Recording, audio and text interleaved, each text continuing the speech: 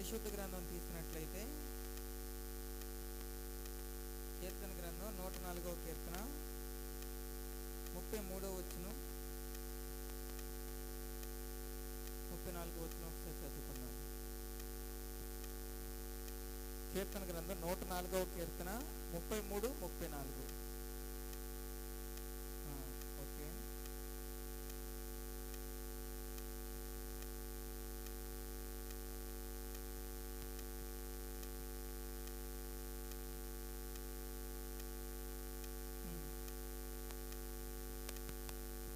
స్తోత్రం తండ్రి, పరిశుద్ధుడా, మీ ఘనమైన నామమును బట్టి వందనాలు, స్తోత్రాలు. మహోన్నతుడా, మీ స్తుతి స్తోత్రమయ్యా. అయోగ్యుని అల్పున్న జ్ఞానాన్ని యేసయ్యా మీ సన్నిధిలో నిలబెట్టిన విధానాన్ని బట్టి మీకు వందనాలు, స్తోత్రాలయ్యా. నిలబడిన నాతోనే కూడిన ప్రతి ఒక్కరితో మీరు మాట్లాడండి తండ్రి, మీకు వందనాలు, స్తోత్రాలయ్యా.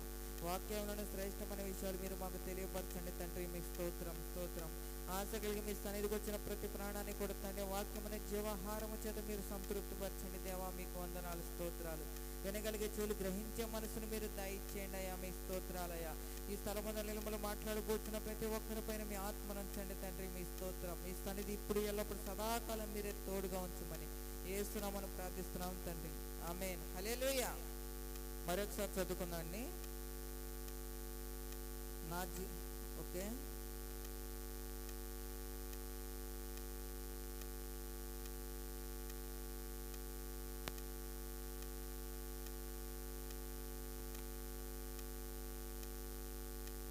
చాలండి. దేవుని స్తోత్రం. హల్లెలూయా. దావీదు మహారాజు తెలియపరుస్తున్నాడు ఏంటంట, నా జీవిత కాలం అంతే నేను యెహోవాకు కీర్తనలు పాడతాను అంటున్నాడు. మరి ఒక మాట అన్నాడు ఇక్కడ, గొప్ప మాట, నేనున్నంత కాలము నా దేవుని కీర్తించేదనంట. ప్రతి ఒక్కరం కూడా దేవుని సన్నిధికి వస్తున్న ప్రతి ఒక్కరం కూడా మనం ఏంటంటే ఒక తీర్మానం అనేది మన జీవితంలో చేసుకోవాలంట. ఏంటంటే మన తండ్రి అయిన దేవుణ్ణి ఇక్కడ చెప్పాడు కదా, నా జీవిత కాలం అంతా నేను యెహోవాకు కీర్తనలు పాడేదని అంటున్నాడు. నేనున్నంత కాలము నా దేవుని కీర్తించేదని అంటున్నాడు. ఇటువంటి తీర్మానం కనుక మన జీవితంలో మనం చేసుకున్నట్లయితే పరలోకమందున్నటువంటి మన తండ్రి అయిన దేవుడు మన కొరకు సిద్ధపరిచిన గొప్ప ఆశీర్వాదాలు, దీవెనలు అన్నీ కూడా మనకి దయచేయడానికి ఆయన సిద్ధంగా ఉన్నాడు. మనం చేయవలసింది ఏంటంటే ఆయన సన్నిధిలో తీర్మానం, తండ్రి నేనున్నంత కాలము నేను నిన్ను స్తుతిస్తాను, నేను ఘనపరుస్తాను, నీ కీర్తనలు పాడుతాను, నువ్వు చేసిన మేలుని బట్టి కృతజ్ఞతాస్తుతులు చెల్లిస్తాను. మనం ఆ యొక్క తీర్మానాలు చేసుకోవాలి ఆయన సన్నిధిలో. ఎన్నో గొప్ప కార్యాలు చేశాడు మన జీవితాల్లో, ఎన్నో అద్భుత కార్యాలు చేశాడు ఆయన. ఇక్కడ ఒక మాట అన్నాడు కదా, నేనున్నంత కాలం నా దేవుని కీర్తించేదని అన్నాడు. మనం ఒక్కసారి ఒక విషయం గమనించినట్లయితే ప్రతి క్షణం మనిషి అనేవాడు ఒక దినం గడిచిందంటే ఆ దినం తర్వాత ఆ మనిషి ఉంటాడో ఉండడో కూడా చెప్పలేము. ఏ క్షణం ఎవరికి ఎలా ఉంటుందో మనం చెప్పలేమన్నమాట, ఎవరికి కూడా. అందుకనే సామెతల గ్రంథం అంటాడు కదా 27లో, రేపటి దినము గురించి అతిశయపడద్దు అంటాడు. ఏ దినమున ఏం సంభవించినా అది నీకు తెలియదు అంటాడు. కాబట్టి మనం ఏంటంటే ఈ దినం మనకి గడుస్తుంది, ఒక క్షణం మనకి గడుస్తుంది, ఒక గంట మనకి గడుస్తుంది అంటే దానికి కారణం దేవుని కృప.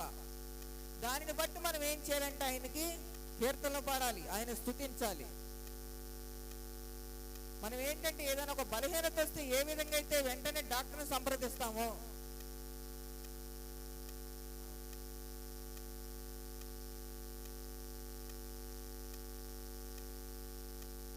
ఏ విధంగా అయితే మనం డాక్టర్ని సంప్రదిస్తామో అదే విధంగా మనకి ఏదైనా గొప్ప కార్యం జరిగినప్పుడు వెంటనే మనం ఏం చేయాలంటే మన తండ్రి అయిన దేవుణ్ణి స్తుతించాలి. డాక్టర్ని సంప్రదిస్తే మనకి ఆ యొక్క అనారోగ్యం నుంచి, ఆ యొక్క రోగం నుంచి, ఆ యొక్క వ్యాధి నుంచి మనకి ఏంటంటే కొద్దిగా విడుదల అనేది దొరుకుతుంది. కొన్ని రోగాలు ఏంటంటే సంపూర్ణంగా స్వస్థత అనేది రావు. కానీ మన తండ్రి అయిన దేవుని కనుక మనం స్తుతించినట్లయితే, ఆయన నామాన్ని ఘనపరిచినట్లయితే ఖచ్చితంగా ఆ కార్యం అనేది జరుగుతుంది అనమాట. దానికి జరగదు అనే పేరుకి రాదు. తండ్రి అయిన దేవునికి అసాధ్యం అనేది ఏది కూడా ఈ లోకంలో లేదనమాట. ఇక్కడ మనం అదే కీర్తన గ్రంథంలో ఒకసారి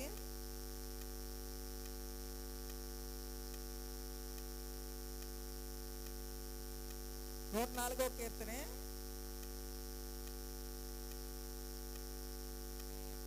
5 5వ వచనం ఒకసారి చదువుకున్నాడు.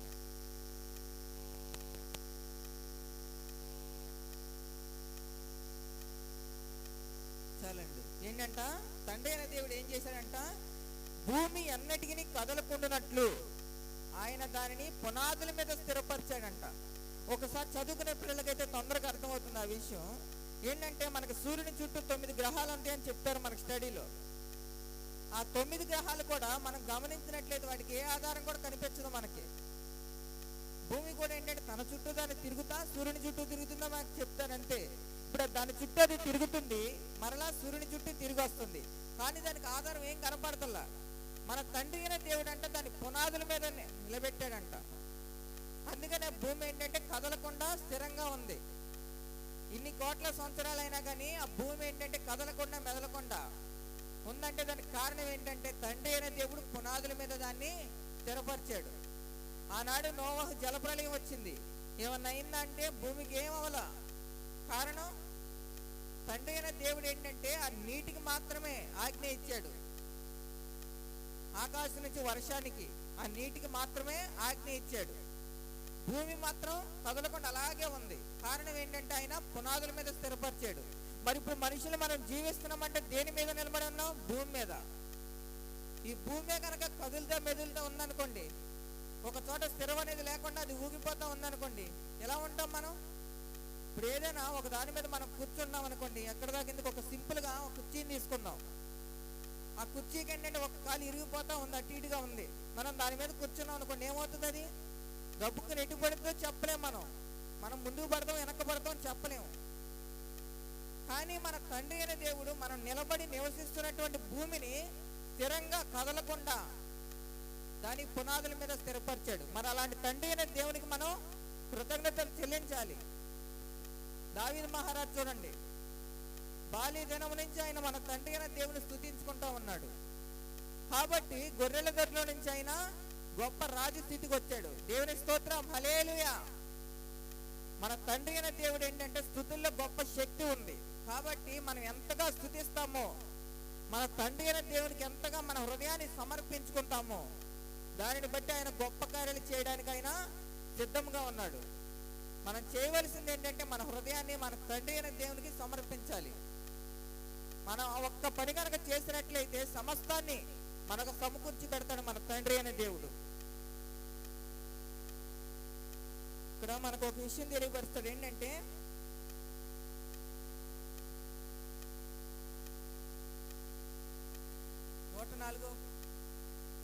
104వ కీర్తన 1వ వచనంలోనే, నా ప్రాణమా యెహోవాను సన్నిధించుము, యెహోవా నా దేవా నీవు అధిక ఘనత వహించిన వాడవు, నీవు మహాత్యమును ప్రభావమును ధరించిన వాడవు, వస్త్రము వలె వెలుగును నీవు కప్పుకొని ఉన్నావు, తెరను పరిచినట్టు ఆకాశ విశాలమును నీవు పరిచి ఉన్నావు.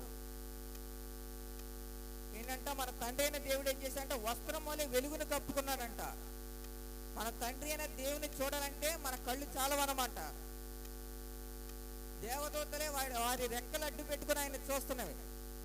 మనం చూడగలమా ఆయన వెలుగుని? మనం చూడలేము. కానీ మన తండ్రి అయిన దేవుడు మనకు ఒక గొప్ప భాగ్యాన్ని ఇచ్చాడు. హృదయ శుద్ధి గల వారు ధన్యులు, వారు దేవుని చూస్తారంట.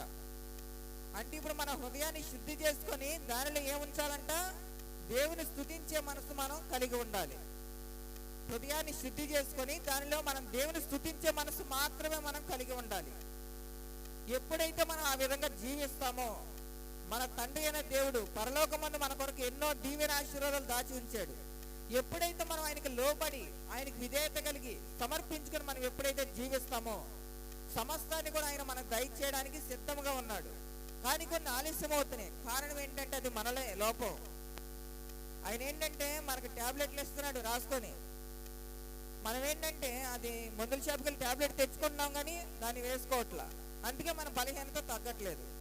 మన తండ్రి అయిన దేవుడు కూడా అంతే, మనకు వాగ్దానాలు చేస్తున్నాడు.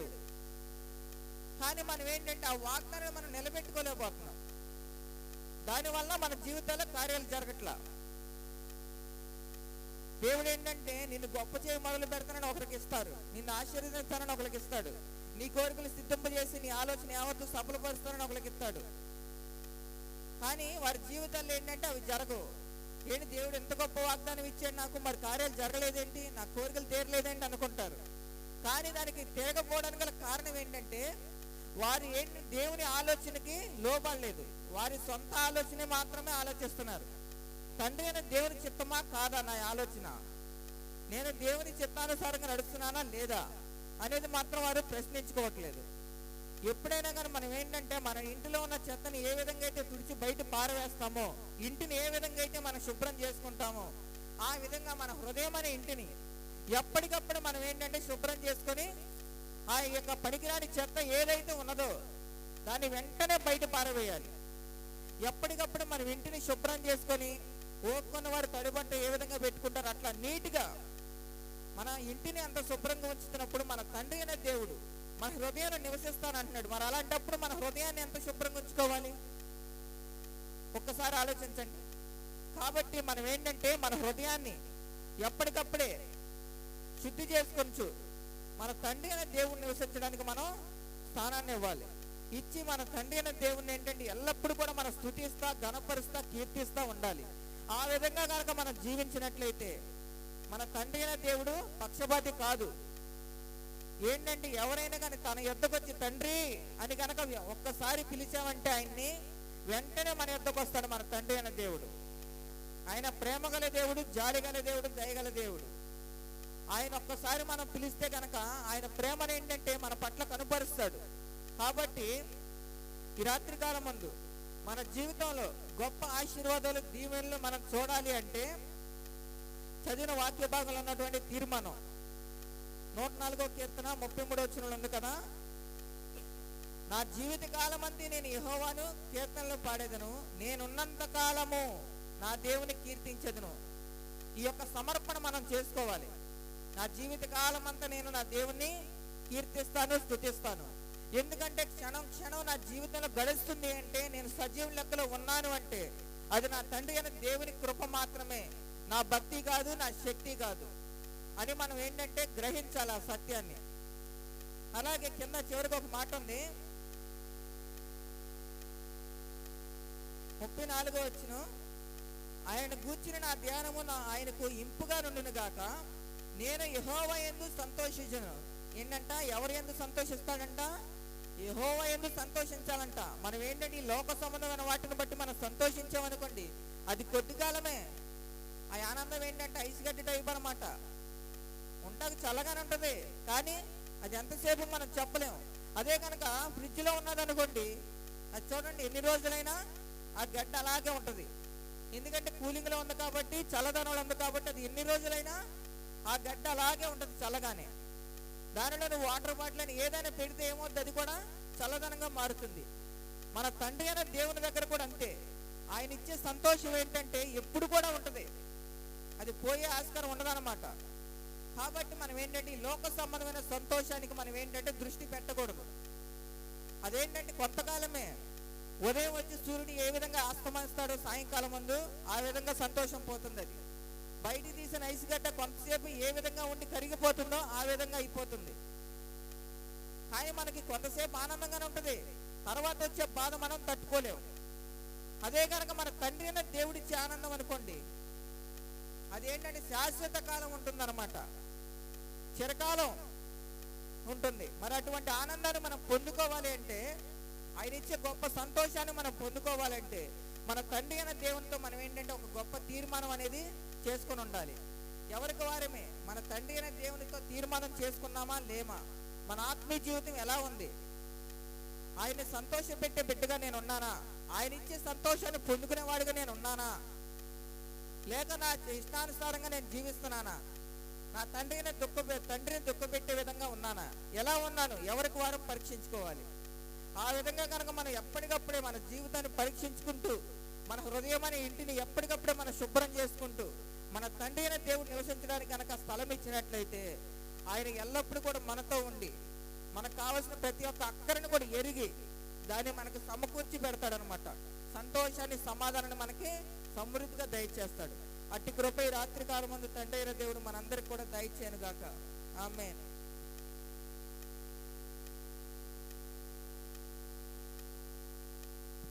స్తోత్రం స్తోత్రం స్తోత్రం స్తోత్రం స్తోత్రం తండ్రి. సకల ఆశీర్వాదాల కారణభూతుడా, సర్వశక్తిమంతుడా, మీకు వందనాలు, స్తోత్రాలయ్యా.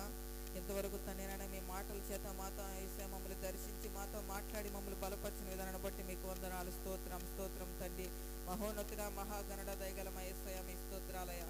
పరిశుద్ధ స్థలం ముందు నిలబడిపోతున్న మీ దాసుని మీరు జ్ఞాపకం చేసుకోండి. మీ ఆత్మాభిషేకంతో నింపండి దేవా, మీ స్తోత్రం. మీ పరిశుద్ధాత్మ చేత నింపండి దేవా, మీకు వందనాలు. ఒక్కరితో మీరు మాట్లాడండి దేవా, మీకు వందనాలు, స్తోత్రాలు. వినగలిగే చెవులు గ్రహించే మనసును మీరు దయచేయండి అయ్యా, మీ స్తోత్రాలయ్యా. ఆశ కలిగిన ప్రతి ఒక్క ప్రాణాన్ని మీరే మేలుతో తృప్తిపరచండి తండ్రి, మీకు వందనాలు, స్తోత్రాలయ్యా. విన్న వాక్యాన్ని మా హృదయం అనే పలకల మీద మీరు రాసుకోవడానికి సహాయం మాకు దయచేయండి అయ్యా. విని గ్రహించే వాక్యానుసారంగా జీవించి తండ్రి, మీరిచ్చే గొప్ప దీవెన ఆశీర్వాదాలు పొందుకునే కృపను మీరు దయచేయమని, మీ నామానికి ఘనత మహిమ ప్రభావాలు పొందుకోమని యేసు నామమున ప్రార్థిస్తున్నాం తండ్రి, ఆమేన్. దైవ సేవకులకి ఇస్తున్నాను. మనందరం కూడా ఆసక్తిగా విందాం దేవుని వాక్యాన్ని.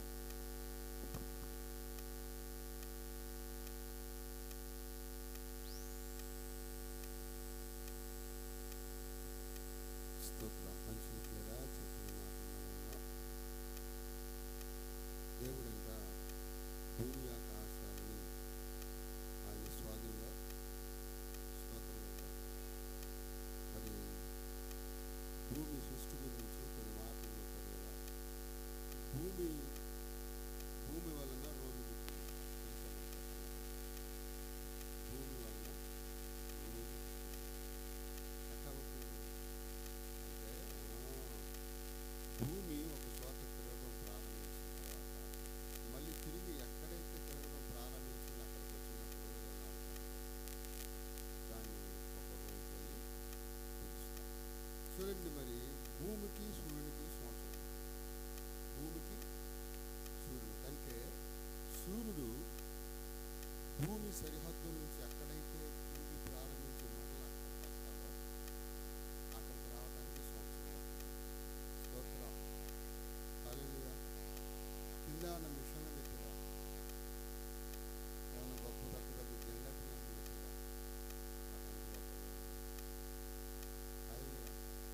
కొండలు మోసుకుంటూ పాపాత్ములు పరిశుద్ధులు పనికిరాని పనికొచ్చేవాళ్ళు హల్లెలూయా.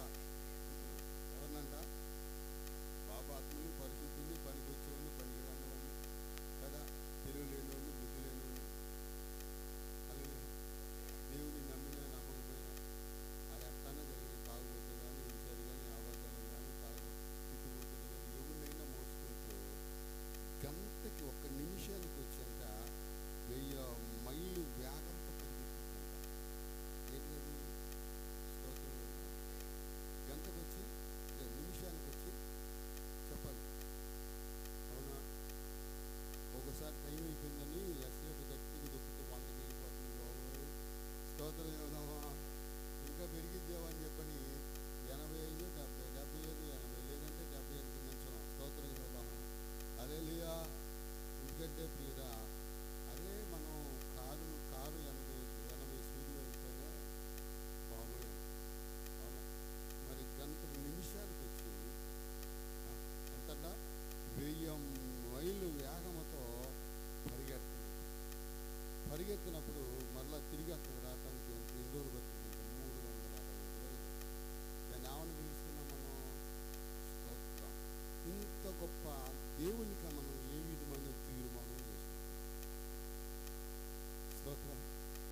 ప్రతి మనిషికి ఒక తీర్మానం అనేది కావాలి కదా, అవునా? ఇందాక కూడా అనుకున్నాం కారు విషయంలో, ఇక మనకి పెట్రోల్ కన్నా వస్తాయి కదా అని చెప్పని 300-400 బస్ స్టాండ్ దగ్గర పెడితే దేవుడు కూర్చోపెట్టాడు ప్రభావం. స్తోత్రం. అడిగాను, సేవ కొన్నావా కిరాయిలు కొన్నా ఆ సమయంలో ఆయన దగ్గర పెట్టినా ఎందుకంటే ఆయన మనం ప్రేమించి ఇచ్చినటువంటి వస్తువు. నాకు ఒకటే అలవాటు, ఏదన్నా ఒక వస్తువు కొన్నానంటే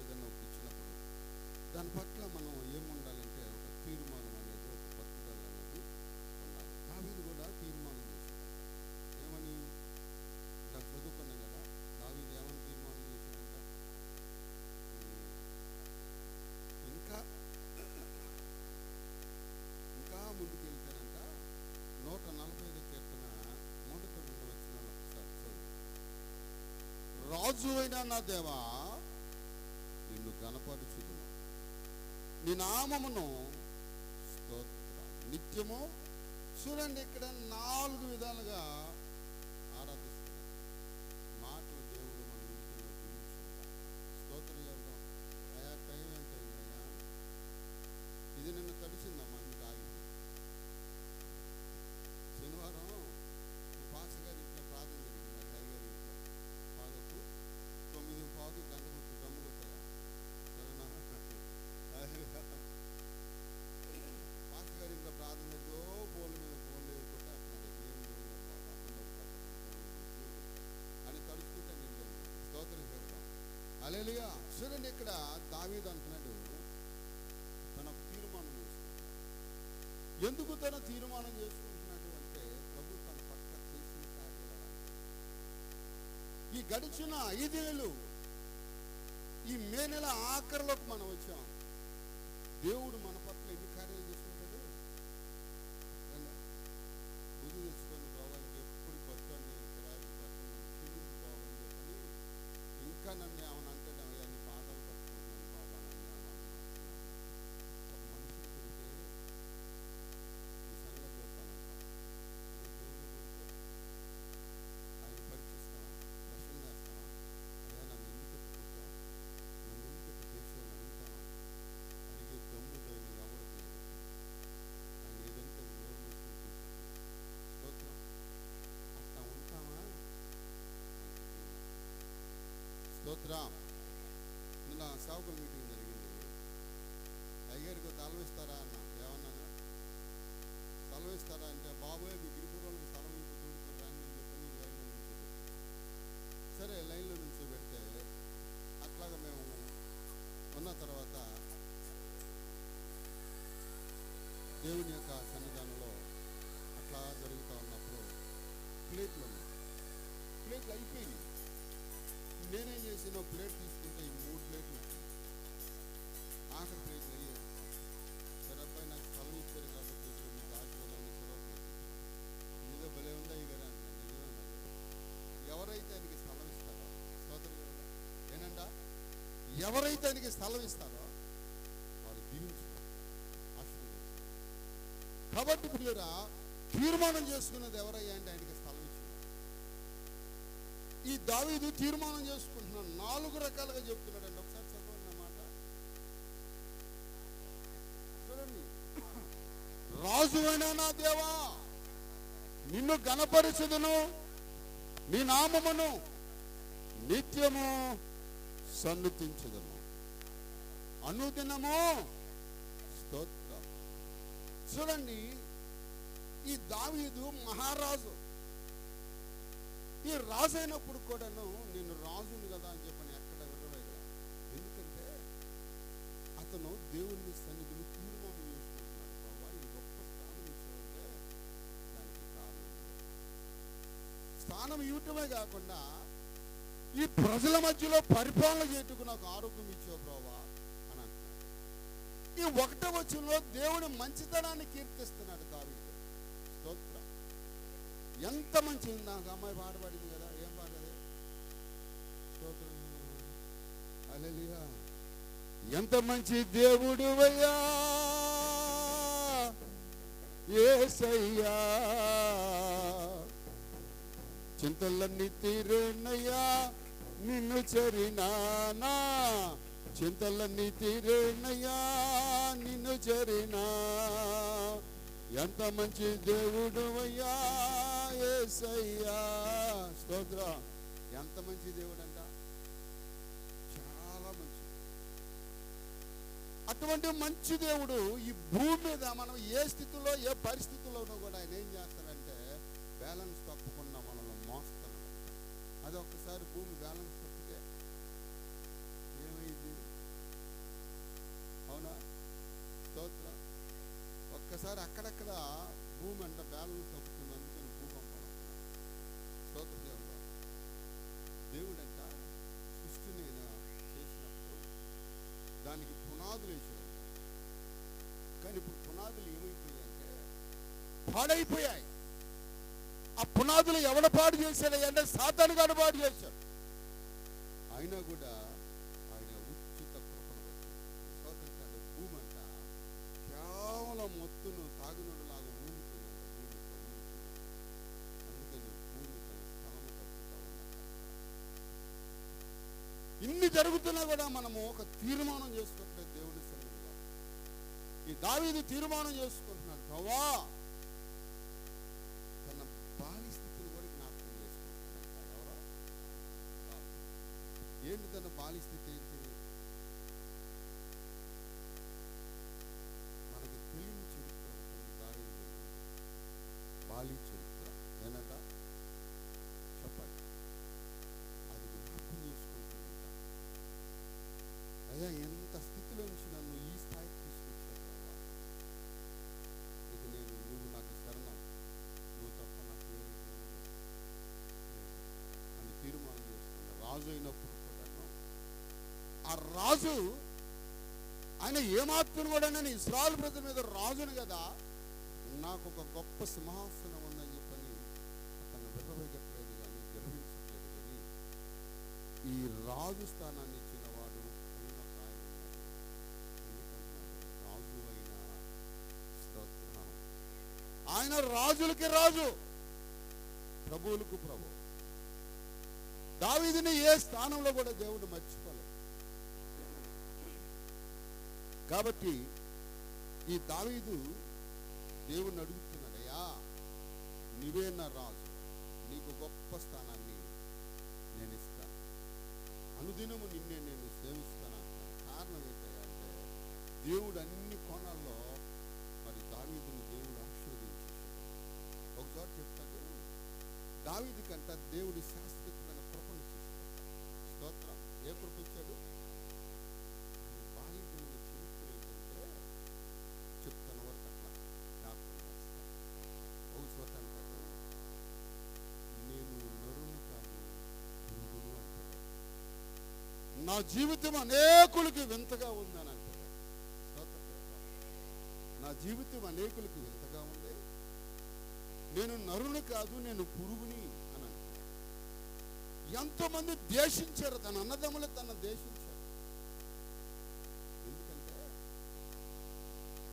ఈ సైనైట్ సభని ఇశ్రాయేలు ప్రజల మధ్యలో ఒక సభ జరుగుతుందంట సంవత్సరానికి ఒకసారి లేదా 5 ఏళ్ళకి ఒకసారి. మనకి ఎట్లాగా ఇప్పుడు ఎలక్షన్ జరుగుతుందో ఇశ్రాయేలు ప్రజల మధ్యలో కూడా సైనిక సభ అనేది జరిగిపోయింది. సభ, ఆ సభ అయ్యా మనకి సభలో డైరెక్టర్గా ఇదిగో యెషయాని మనము తీర్మానం చేసుకొని ఆయన మనం ఏర్పాటు చేసుకున్నాం. ఆయనే మనకు రాజు, ఆయనే మన పరిపాలన, ఇశ్రాయేలు ప్రజల మీద ఆయనే పెద్ద, ఈ సభకు ఆయనే పెద్దగా ఉన్నామని చెప్పని ఎలక్షన్ లేకుండానే డైరెక్టర్గా ఆయన టికెట్తో స్తోత్రం. అయితే వాళ్ళు ఏమన్నారంటే, దావీదా నీ భార్యను విడిచిపెట్టు అని అంటున్నారు. ఏమంటున్నారు? అంత ఘోరం. ఎంత మాత్రం సభలో, సెనేటర్ సభలో నువ్వు అధికారిగా ఉండాలంటే ఒక సీట్ కోసం ఈ భార్యను వదిలిపెడతావా అని అనుకున్నాడు. ఇది కరెక్ట్గా ఆ సభ నాకు మీరు సభలో హల్లెలూయా. ఆ సంభాషణ తన భార్యకి తెలిసి. ఎవరి భార్యకి? బైబిల్ అంతా చదివి యేసు ప్రభు కూడా అన్నాడు. ఎవరి భార్య అన్నా నేను?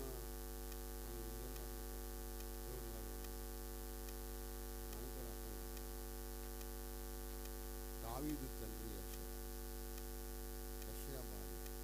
యెషయాని నిలబెడతామన్నారు. అయితే ఈ యెషయా ఏమన్నాడంటే, భర్త అనేవాడు బాధ్యత కలిగినవాడు. భర్త అంటే భరించేవాడు. ఏనంట? భర్త భరించేవాడు. నా భార్య వల్ల నాకేమి ఇబ్బంది లేదే. బైబిల్ చెప్పినట్టుగా మరి చూడండి, బైబిల్ ఏమంటుందంటే, ఒకరికంటే మరి మనం చూసినట్లయితే భార్య దొరికిన వానికి నా భార్య నాకు మేలుగా ఉంది కానీ మేలుగా లేదన్నాడు. స్తోత్రం. ఎట్లా ఉందంట? మేలుగానే ఉంది కానీ నాకు మేలుగా లేదు నాయన. కానీ నాకు వద్దరు కదా, నాకు సభ వద్దు, మీరే వద్దు. ఎందుకు ఆ సభ వద్దన్నారు ఆయన అంటే, ఆ భార్యని యెషయా భార్యని ఎందుకు వద్దన్నారంటే, ఈ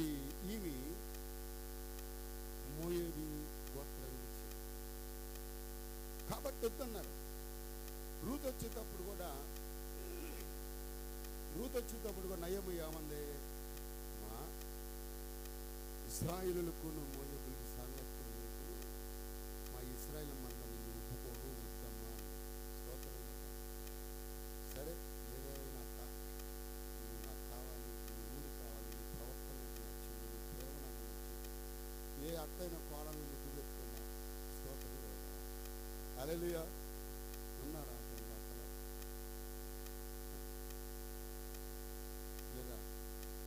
మరి అట్లనే అత్తను అంటుకునే కోడలు ఉన్నారంటే అది ఎందుకంటే గుణవంతురాలు భార్య దొరుకుట. స్తోత్రం చేద్దాం. హల్లెలూయా. ఆ గుణలక్షణాలన్నీ కూడా ఎవరిలో ఉన్నాయి అంటే ఇదిగో దావీదు తల్లిలో ఉన్నాయి. అది గమనించే లక్ష్య. నా జీవిత భాగస్వామి వలన నేను ఎప్పుడు ఇబ్బంది పడలేను. ఆమె గుడ్డుదో గూనిదో కాదు, ఆమె నాకు కళ్ళకు బాగానే ఉంది, ఒకవేళ మీకు నచ్చలేదేమో ఈ సభ నాకు వద్దురా అన్నాడంట. ఆ సంభాషణ భార్య విని, అయ్యా ఆ సభకు నువ్వు కొత్తగా ఉండు, భార్య పద నుంచి నేనే త్యాగం ఏనంట, భార్య స్థానం నుంచి నేనే తప్పుకుంటానంటే అర్థం వద్దమ్మా. దేవుడు ఏర్పాటు చేసిన వారి నడురు విడదీయకూడదు. వాడు ఎవడైనా కావచ్చు, నాకు అవసరం లేదు. సరే అవన్నంట భార్య స్థానం నుంచి నీ ఇంట్లో పని మనిషి స్థానం ఉన్నాక నిద్రపోయేలు గట్టి స్తోత్రం లేదు, మంచిగా స్తోత్రం అలే ఏదంట ఎక్కగా పని మనిషి స్థానంలో ఉంటాను. సర్లే అని చెప్పని అట్లా కొన్నాళ్ళు అలా ఉన్నప్పుడు ఏమేం చేసిందంటే పని మనిషి ఇంట్లో ఉన్న రీతిలో ఉండకుండా, ఎప్పుడన్నా చూడండి మన ఇంట్లో ఆడవాళ్ళకి ఎక్కువగా పని చెప్పామనుకో, ఏదైనా పని చేస్తున్నప్పుడు ఇక్కడ అంతా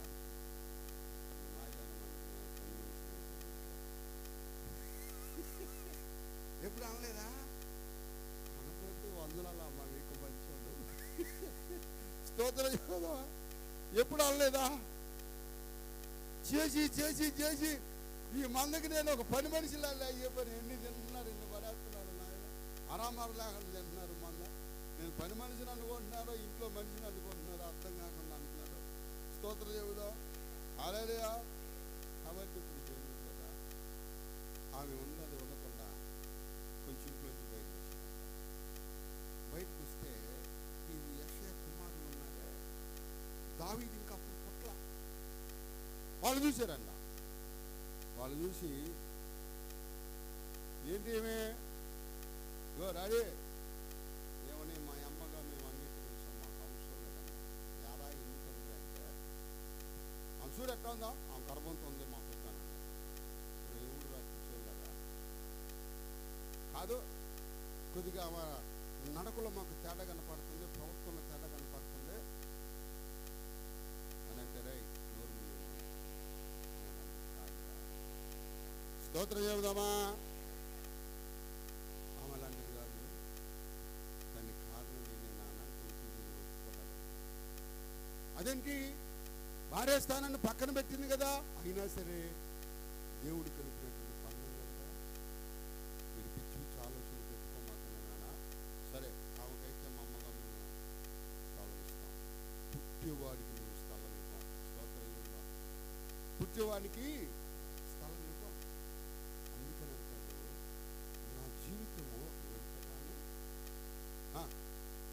నేను నరును కాదు పురుగుని. ఒక పురుగుని చూసినట్టు చూసాడు తన తండ్రి కూడా ఎట్లా చూసాడు. ఎన్ని తన బాలి స్థితి నుండి రాజు స్థానంలోకి వెళ్ళిన తర్వాత ఎన్ని దేవుడు తన పట్ల చేసిన కార్యాలన్నీ జ్ఞాపకం చేసుకుంటాడంట. సభలో జనవరి మొదలుకొని ఈ మే నెల 26 వరకు ఆయన కార్యాలు ఎంతవరకు మనం జ్ఞాపకం చేసుకున్నాం ఒకసారి ఆలోచన చేసుకున్నాం. ఎంతవరకు మనం ఆయన కార్యాలు జ్ఞాపకం చేసుకుంటున్నప్పుడు దేవుని సంగమా దావీదు జ్ఞాపకం చేసుకున్నాడయ్యా, నా బాల్య స్థితి నుంచి ఇప్పటి వరకు నా జీవితం అనేకులకు వింతగా ఉన్నా, నా తల్లిని నన్ను ద్వేషించిన ఎట్ల కాలికి దావీదుకి జన్మనిచ్చిందంట తల్లి. ఎవరో ముందుగా తల్లి పేరు తెలుసు మీకు? బైబిల్లో లేదు, చరిత్రలో చెప్తుంది. అయ్యా బైబిల్లో లేదు కదా, ఎందుకు చెప్తున్నాను? బైబిల్లో లేదు, చరిత్రలో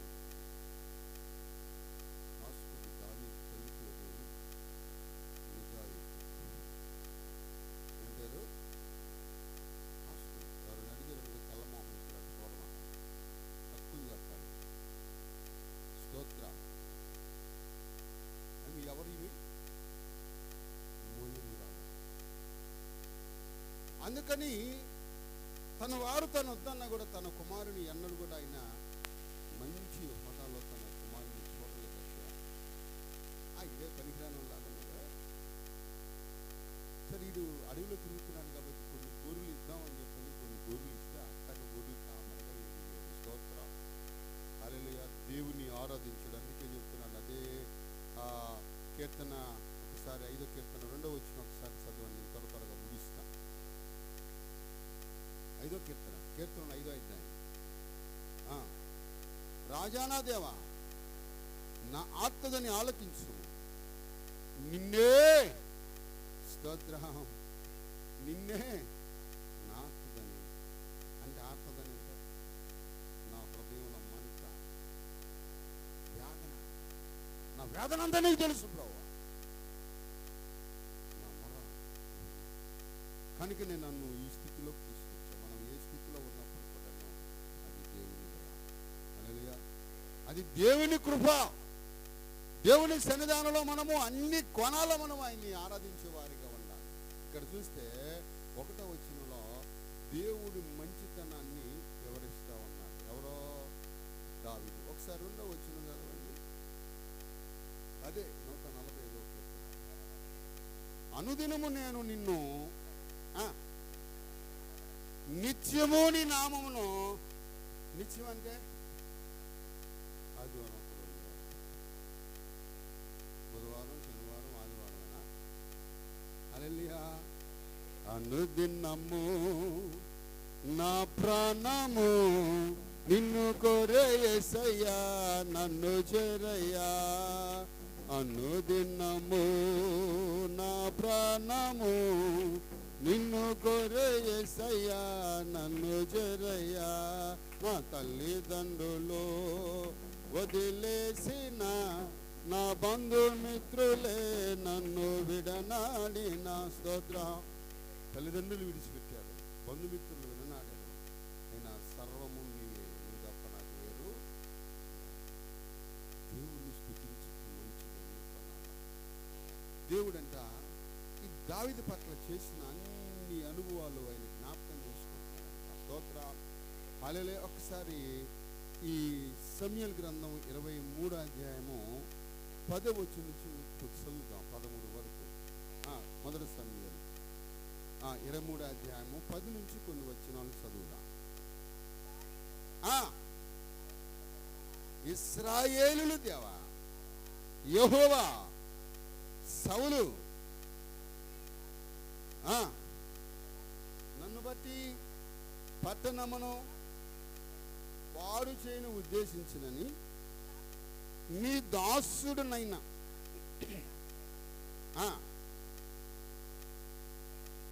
కేయిల జనులు నన్ను అతని చేతికి నన్ను అప్పగించుదరా. వినబడినట్లు సౌలు దిగవచ్చిన ఇశ్రాయేలుల దేవా యెహోవా, దయచేసి దానిని తెలియచేయము. ప్రార్థింపగా అతను దిగువచ్చునని యెహోవా సెలవిచ్చెను. కేయిల జనులు నా జనులు సౌలు చేతికి అప్పగించుదురా. దావీదు మనవి చేయగా యెహోవా, వారు నిన్ను అప్పగించుదురని సెలవిచ్చెను. అంతటా దావీదు దాదాపు ఎంతంట 600 మంది, అంటే 1200 కళ్ళు ఎదుగుతున్నాయి అంట. మనిషి 2 కళ్ళు కదా, లెక్కెత్తే అది లేదు. అమ్మ సదరా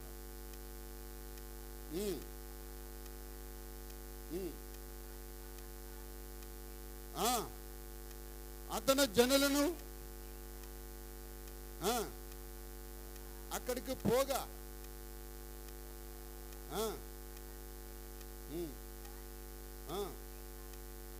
స్తోత్ర. చూడండి, ఇక్కడ దావీదు సౌలు నన్ను చంపడానికి 600 మందిని తీసుకున్నప్పుడు నేను ఎక్కడికి పోవాలో నాకు తెలుసు. ఎక్కడికి పోవాలో నాకు తెలుసు. నాకు దాగుసూట ఒకటి ఉంది, నాకు దాగుతా. 600 మంది కూర్చొని ఒక కంట్లో పడలేదంట. ఎవరో ఎన్ని జ్ఞాపకం చేసుకుంటున్నా వచ్చిందో, అయ్యా ఎంత కార్యం చేసావు ప్రభావ, నా శత్రువులను జరుగుతున్నా నన్ను రక్షించలే. అనారోగ్యాల పాలైన, రోగమైన అనారోగ్యమైన, నిందలైన అవమానాలైన, కన్నీరే అనపారమైన, వస్త్రహీనతైనను అన్ని కోణాల్లో నాకు తోడై ఉన్నావు. కాబట్టి అనుదినము నిన్నే స్తోత్రం. తీర్మానం. గడిచిన కాలాన్ని దేవుడు తన కాపుదలను ఏ విధంగా దేవుడు తన రక్షించాడో, ఏ విధంగా దేవుడు దావీదుకి కాపుదలుగా నీడగా ఉన్నాడో అవన్నీ జ్ఞాపకం చేసుకొని ఇంకో చోట అంటాడు 23వ కీర్తన 6వ వచనం చదవండి. ప్రార్థన చేసుకున్నాం. నేను బ్రతుకులు దినములన్నీయు కృపాక్షేమములే నా వెంట వచ్చును. చిరకాలము యెహోవా మందిరములో. చూడండి, ఇది ఒక తీర్మానం ఉంది. ఏనండా ఏమంటున్నాడు? నేను బ్రతుకుని దినములన్నీయు. బాగా సావోరేవో దేవుతానే, ఇక నా ప్రజలతో పని లేదు. నేను బ్రతుకు దినములన్నీ కృపాక్షేమం నా వెంట వచ్చును. చిరకాలము నేను మందిరంలో నివాసం చేస్తాను. దేవుడు నాకు ఆరోగ్యం ఇచ్చాడు. 40 సంవత్సరాలు ఏకదాటిగా ప్రజలను పరిపాలించేటువంటి అధికారం నాకు దేవుడు ఇచ్చాడు. శాశ్వతమైన కృపతో నా కుటుంబాన్ని దేవుడు నిలిపేయాలి. ఏం కావాలి? ఆ తీర్మానం ఉండాలంటే, మంచి బిడ్డలు ఇచ్చాడు, మంచి కృప ఇచ్చాడు. సమస్తము నాకు ఏది కావాలో ఇస్తున్నాడు దేవుడు. ఇంకా నాకు ఎవరొద్దు ప్రభావ, నాకు నువ్వే కావాలని ఇప్పుడు ఒక తీర్మానం చేసుకున్నాను. గడిచిన కాలాన్ని బట్టి ఈ మాటలు దేవుడు దీవించిన లేక ఈరోజు మనం తీర్మానం చేసుకున్నాం. మనం ప్రభు సన్నిధిలో తీర్మానం చేసుకున్నాం. దావీదు స్తోత్రం. ప్రార్థన చేసుకున్నాం.